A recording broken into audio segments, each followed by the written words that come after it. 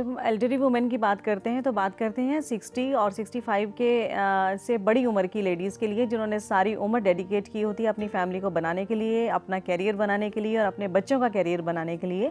लेकिन ये समय अब आता है कि उन्हें ज़रूरत होती है कि हम सब मिलकर उनका ख्याल रखें, उनकी डाइट का खास तौर पर ख्याल रखें। डाइट में ऐसी चीज़ें दें जो बहुत जल्दी डाइजेस्ट हो जाएँ और शरीर को पूरी एनर्जी देती हों। दही, चावल और दाल का सेवन ज़रूर करें दोपहर के टाइम, और रात के समय हरी सब्जी और रोटी का सेवन करें। छोटा मील छोटे छोटे इंटरवल पे उनको देने की कोशिश करें। साथ में फ्रूट्स और सैलड का इंटेक कराएं। अगर दांतों की वजह से सैलड नहीं खाया जाता तो उसको कद्दूकस करके उसमें थोड़ा सा नींबू और काली मिर्च मिला के दें, ताकि डाइजेशन भी ठीक बना रहे और शरीर को पूरी एनर्जी और ताकत भी मिलती रहे।